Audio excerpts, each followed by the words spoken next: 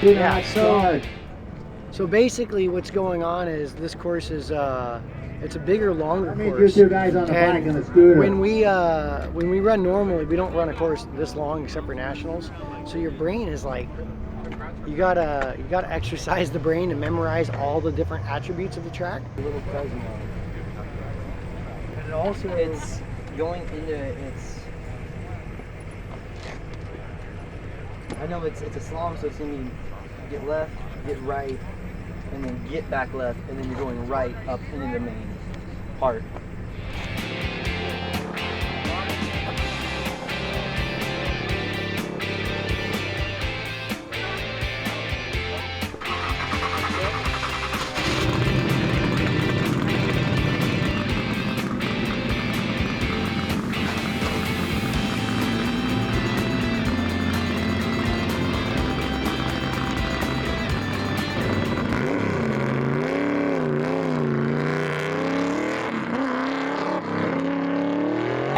So what Mick's gonna do right now is he's gonna go out and put like probably an 80% lap in. It's cold.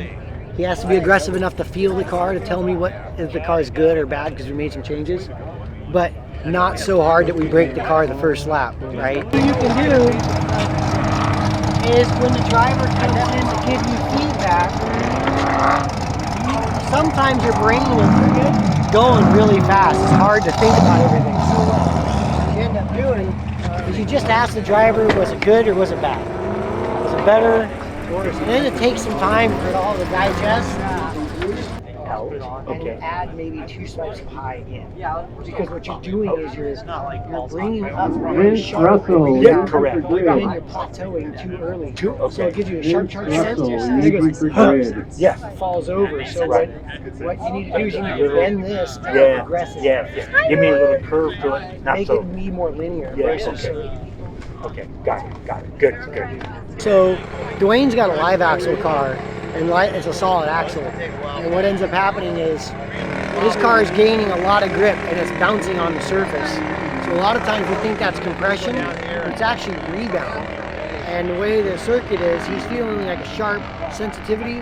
Then he blows through the initial bleed circuit, and then gets to not enough high speed. So it's sharp, then he really loads it and it blows the shock off. And so I told him take out some of the low speed, add some high speed so it's a little softer on the initial. But when it really lays into it, the shock continues producing control. So Falcon tires, we've noticed a number of things with tires. We're gaining so much grip with our tires nowadays that back in the day you might be able to pull like 1G on a street compound, like a really good street tire. But if you, nowadays we're spiking 1.4G. And so everything compounds the loading of the tire, the deformation of the tire. And so, especially if you're running like a 315, you really notice, whoop, all of a sudden the car goes loose. And most hobby drivers will say, oh, I was on the gas too hard. Or, oh, I went too deep.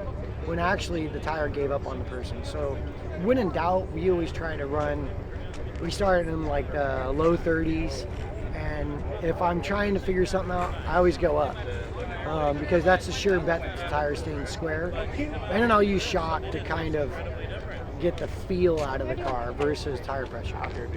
Well, currently, I'm watering off the tires so that the tires have to stay at a certain operating temperature. Too hot, and they get too slow. Too cold, and you got no grip. Right place, you're fast.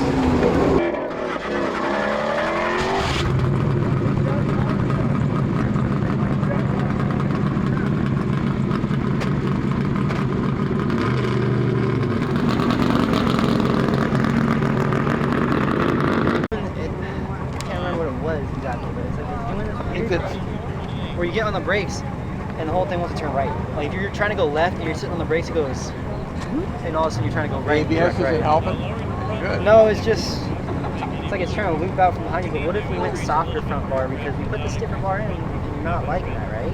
No, I like bigger bar. But you said it's not, it's doing this floppy thing, right? Yeah, we need more. Okay, so 1/8" shim for bump rubber. And then I also added 5 clips of low speed bump. Getting too far on the back now again. We'll put the spacer back on.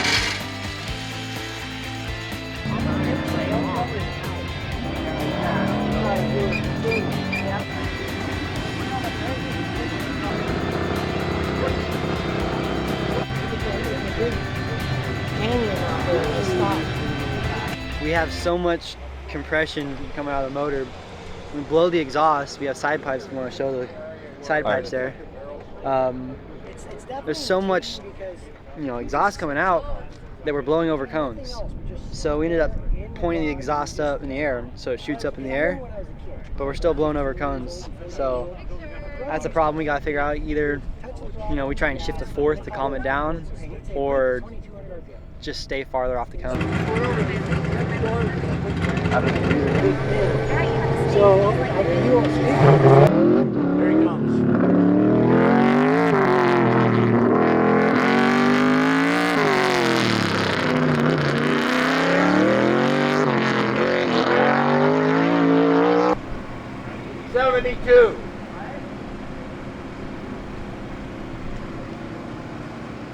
That's it. Is that full? 100. So it works. It's the wheel. Let's say this car has what we call a zero scrub radius. And you think about the tire. The way this thing rotates is right in the middle of the tire. Okay. Well, a lot of older modern cars had a scrub radius where the tire's out here. So when you go to turn, the tire has to move forward because it's not in the middle anymore. It has to go like this. And what happens is it causes a delay in the steering because there's no load developed until a tire, they call it slip angle. The tire has to be twisted to the direction of travel before it develops a cornering force. And it's usually like 6 degrees or so. So what happens is it causes a delay in the steering. It's minute, but it's not good. So that's why I've redesigned this to go to zero.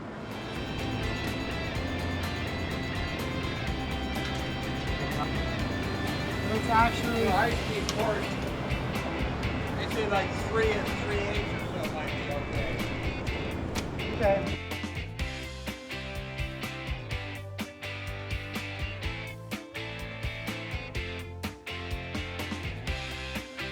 So yesterday the car performed pretty well.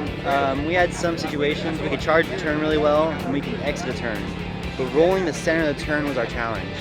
So last night after the event, what we did is we lowered the rear of the car, we took some rear rebound, and then after that we also softened the front sway bar. So today we're hoping to roll the middle of the turn.